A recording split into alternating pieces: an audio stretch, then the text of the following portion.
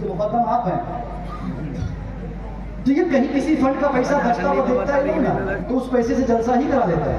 अफसोस की बात तो ये, जलसा कराने के लिए कमेटी और तंजीम बनाने की जरूरत नहीं है। जलसा कोई एक आदमी चाहेगा तो आसानी से करा सकता है, बहुत ज़्यादा माथा पीछा जलसा कराने में नहीं है, आप आसानी से करा सकते हैं। ये 50 लोग जो 100-100 रुपया महीना देंगे, उससे तंजीमी काम हो, फलाही काम हो, गाँव का काम हो, बुनियादी काम हो, जो इस्लामी काम हो, इस तरीके के पैगाम मैंने 2-3 जलसों में देखे और उसका पॉजिटिव असर मैंने देखा। क्या बात, आज भी आपको मैं दे रहा हूँ। आप जो 25-50 लड़के एक जगह होंगे, वो पैसा जमा करेंगे, उसके साथ एक दूसरा काम क्या होगा, आप अपनी मस्जिद के दरवाजे पर अपनी उस तंजीम के अगराज व मकासद आप चस्पा कर दें कि हमारे गांव में डीजे नहीं चलने चाहिए शादी में। जिसकी शादी में डीजे कोई बजाएगा, हम लोग कोई उसकी शादी में दावत खाने नहीं जाएंगे। मौलाना साहब इरादा कर ले कि हम निकाह नहीं पढ़ाएंगे, और आप लोगों से हाथ जोड़ के गुजारिश करता हूँ, निकाह क्यों पढ़ाएंगे? एक डर होता है, खौफ है एक बात का कि हम नहीं पढ़ाएंगे, दूसरा मौलाना साहब दूसरी गली से जाके पढ़ा देगा। ये भी तो कहीं है, सारे उलमा में अगर इत्तेहाद हो, इत्तेफाक हो कि शादी में खुरफात हो, वहाँ हम निकाह नहीं पढ़ाएंगे, निकाह नहीं पढ़ाएंगे तो ठीक है, जो पढ़ाएगा उसकी एक टांग तोड़ देंगे।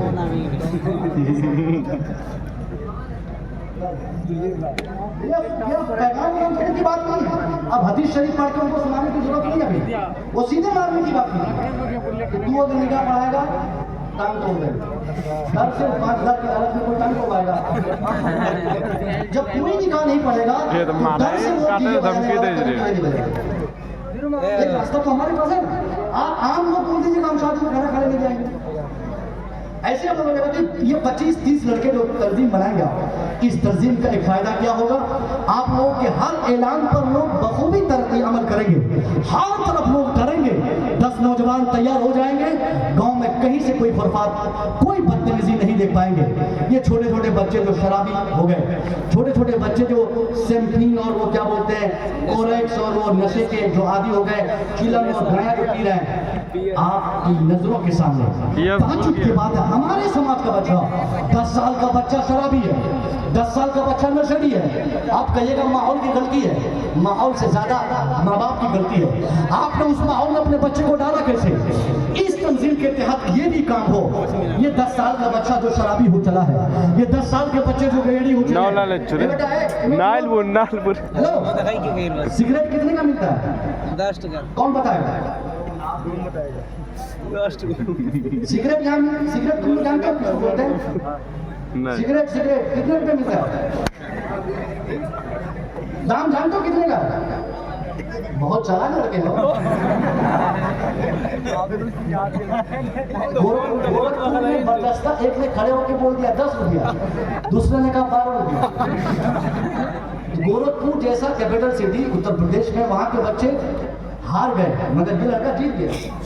ये समझ गया कि मौलाना साहब कुछ इनके इरादे ठीक नहीं लग रहे हैं, वरना इनको सब मालूम है, इनको सब मालूम है सिगरेट करने की आती है, कौन सिगरेट छोड़ने की, मगर ये बताना नहीं चाह रहे थे एडवांस है और हाई एडवांस लड़के। बाबू सिगरेट, ताड़ी, नशा, गया, ये सारी चीजें, इसके आजाब से तो आपको आजाब तो मिलेगा ही, मगर दुनिया खोखली हो जाएगी, आपकी तरक्की रुक जाएगी। ये नशे का आदि जो भी बच्चा हो, किसी तरह का नशा का आदि आप हो, उसको आप तौबा करें, और माँ बाप की जिम्मेदारी है, खासतौर के बाप की। जिस दिन आपको पता चले कि बेटा सिगरेट पी रहा है, उस दिन आप बेटे को मत बख्शिए, छोड़ने की जरूरत नहीं है। मैं पैगाम के उस पर अमल कीजिएगा, कंप्लीटली समाज में असर पड़ेगा। मैं आज सिर्फ मारने की बात कर रहा हूँ, क्योंकि ये मारने का पैगाम हुजूर ने खुद दिया है। हुजूर फरमाते हैं मन राम मिनकुम मुनकरन फलयुगय्यिरहु बियदिही व इन लम यस्तती फबिलिसानिही व इन लम यस्तती फबिक़ल्बिही ज़ालिका अज़फ़ुल ईमान। सरकार फरमाते हैं समाज में जब भी किसी किस्म की कोई गलती किसी को करता हुआ तुम देखो, तो तुझे चाहिए कि तुम अपने हाथ की ताकत का इस्तेमाल करो, यानी मारना पड़े तो मारा जाए। जैसे ही पता चले कि बेटा नशेड़ी हो रहा है, बेटा सिगरेट पिया है, अभी पहली गलती है, पहली शाम को बाप को इसकी खबर पहुंची कि मेरा बेटा सिगरेट पी रहा है, आज आपको माफ नहीं करना है। पहली गलती माफी के लिए नहीं होती है, दूसरी गलती माफ कर देंगे चलेगा। आज पहली गलती बेटे ने की, आप कॉलर पकड़िए उसको, कॉलर पकड़ के खींच के उसको पहले उस दुकान पे लाइए जिस दुकान से आपके बच्चे ने सिगरेट पिया है, जिन दोस्तों के साथ सिगरेट पिया है।